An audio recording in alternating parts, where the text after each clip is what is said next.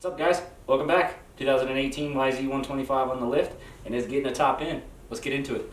Get the seat off first so we can actually access it. It's two 10mm bolts. The seat will lift up and pull straight back out of this little gap here. Back over on the right side, same 10, same location, just opposite sides.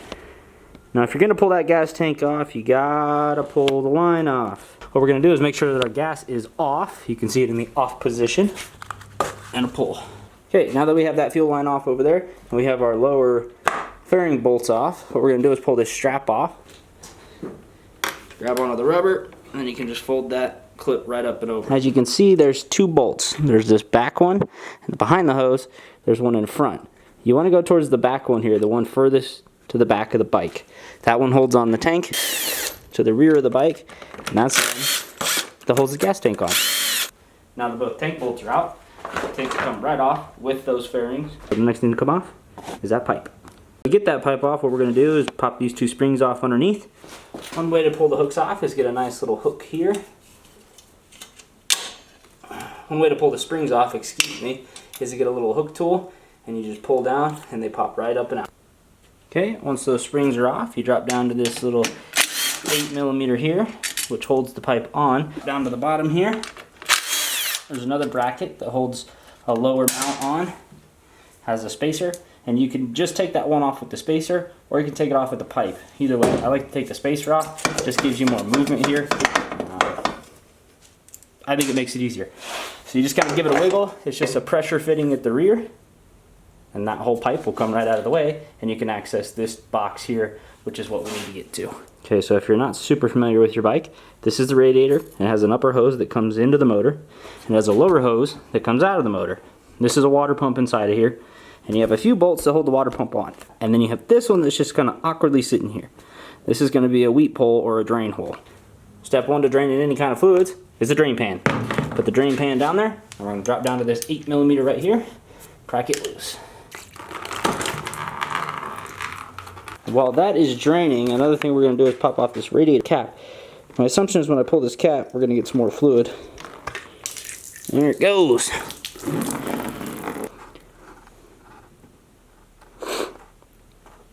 Making a mess. Most of it is drained. We're going to pop up here and pull off this upper hose clamp for the upper hose. You can grab onto them. You want to be really gentle. This is all cast aluminum. But you can just kind of give it a little twist, and it'll pop there. Okay, we got the upper hose off. Now we're going to take the lower hose off. Phillips head screwdriver. Probably going to leak some more fluid. That's okay. Got our drain pan down there. So to pull these radiators off, you're going to have one bolt in the rear on each side. Then we move over to the front. You have these two bolts here, but to get to them, you have to take these fins off. The lower mounting bolt is from the fairings that we took off, and this is just a 10mm. So you pull that out, and these will slide right out of here. Okay. Push them back, they fall out. Now you can access these two 10. So we were talking about these two radiator bolts that hold it on. Totally forgot to tell you guys, there is a cross tube at the top here. It goes underneath the frame, radiator to radiator, and it connects the two radiators together.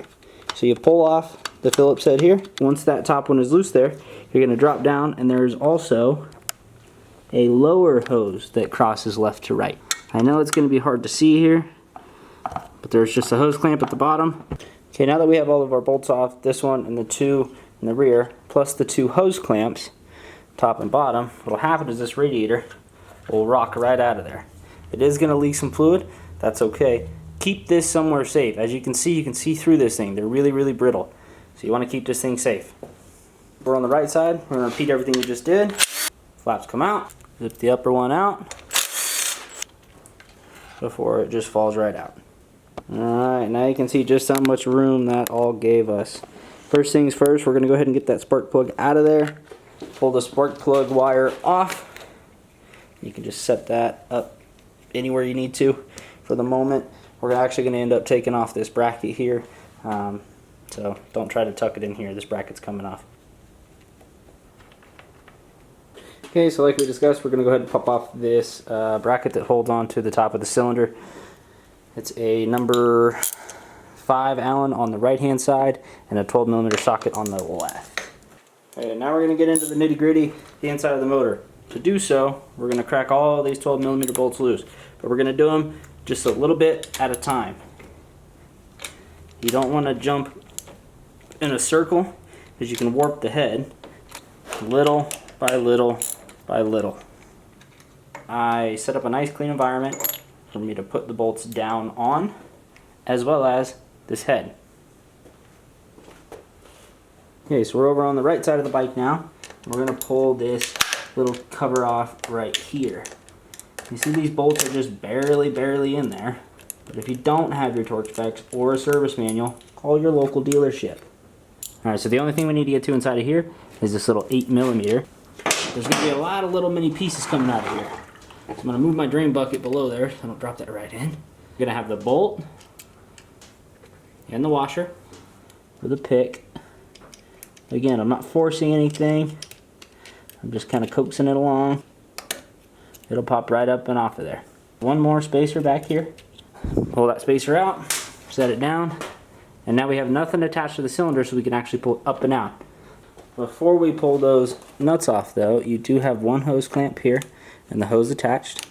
So we are gonna break it loose just like we did all the other ones. Alright, so now we're gonna jump down to these studs, or the nuts, for the actual cylinder. Again, we're going to crack each one loose. We're going to alternate on the caddy corner. You got the power valve over here on the right. So what we need to do is use a wrench on this side. Same thing, it's just a 12mm. Okay, now that that is off, our cylinder should be free enough to pop up and off. Okay. Piston kind of lay forward. One thing to note too is if you're shopping for parts for these things, see that B? So this is a B cylinder. To find sizing or to find information on parts, you might need an A or a B or a C part for the cylinder. This one's a B. So now you know where to look. And I cannot stress how important this is. One thing you want to do almost immediately is get something down in here, a rag of some sort that's fairly clean. This is dirty, it's got dirt on it, but it doesn't have a bunch of particles and whatnot on it. So we're going to get this down inside of here. That way nothing can fall down into the actual motor itself. Alright, so now that we have that rag in there to kind of protect everything, we're going to go ahead and look at this piston here. We're going to pop the circlip out.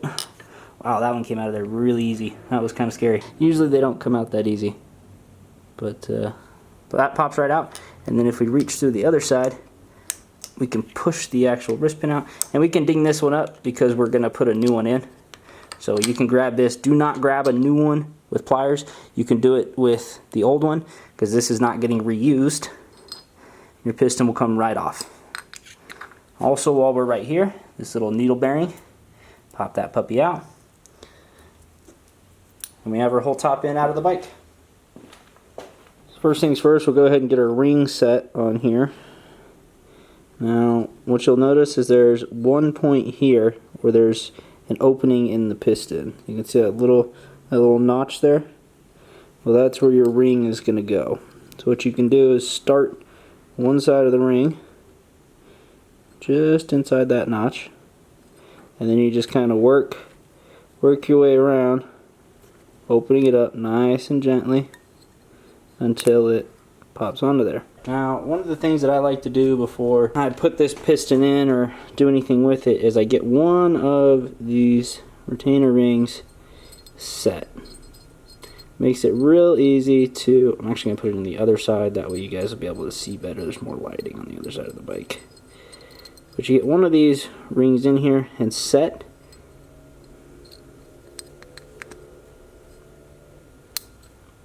Just like that. You just kind of pop it in, and you don't want the opening of the ring. You have two rings here. You can see there's an opening. You don't want that opening to be right here in this gap. If it's in this gap, what will happen is you'll go to pry it open or get it out the next time you do a top end, and you won't be able to get anything underneath of there. So what you want to do is take the gap, instead of having it here, just cock it 90 degrees, or at least 45 anywhere, so that you have a solid band going across that opening. Move over to our new needle bearing. We'll give this some oil. And then we're going to go ahead and pop it right inside of the rod. Alright, so we got really lucky with this one particularly. There is this dowel here when I put this in, so be cognizant there's a dowel here and there's a dowel here that is still on the head. But we got really lucky in terms of the gasket. There was no gasket material stuck on here in a way that you know, we didn't have to scrape it or anything. If you do have to scrape it or do anything like that, just be really careful. I'm going to try and show it to you both ways so that you guys can kind of get a feel for it. But if you hadn't put this piston in the cylinder, what you could do, or what you would do, is take this wrist pin,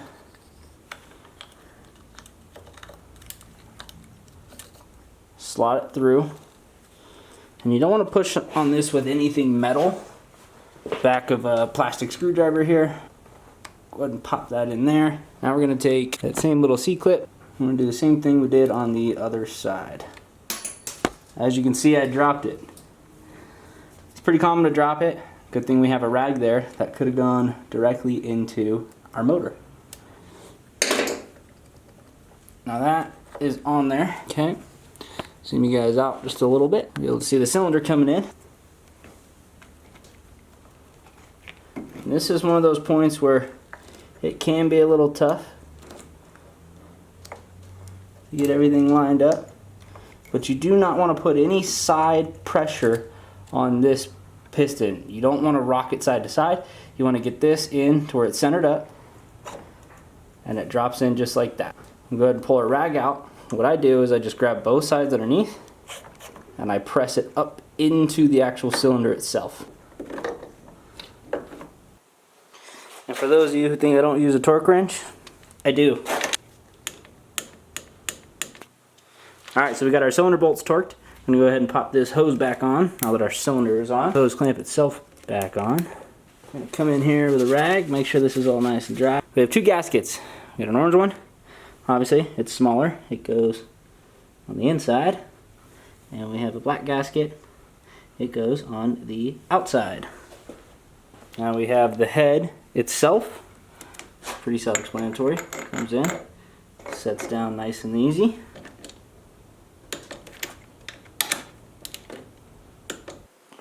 I tried to get a hold of Motarded, who's the owner of this bike. He did not answer. I believe that's because he just drove back from Houston. Insert clip here. Oh, that was really terrifying. My bike just died. And he was down there riding, having fun. Oh, my heart is pounding. I thought I was going to kill. But I think he just did a straight through drive back to Denver, and he's probably crashed out. I was going to call him to see if he wanted to put a new spark plug in this thing. He didn't answer the phone. Motorcycle shops are closed today, so I'm going to put it back together. If he wants to do a plug later, we'll do it. And look at the power valve and put it back together, same way it came apart. Do not forget your spacer. Open that valve a little bit. Put that plug on there. And we have our washer and our screw.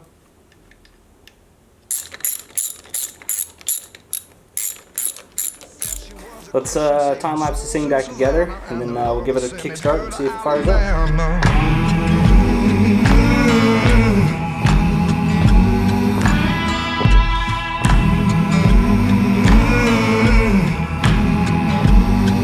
Had a pistol in her boots, blonde hair, dark roots. Says she got a hold man, but I shouldn't be worried though it seems.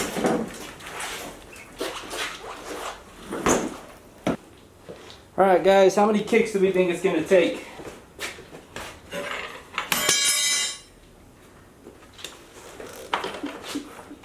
Prime with a couple. Oh man, she already wants it.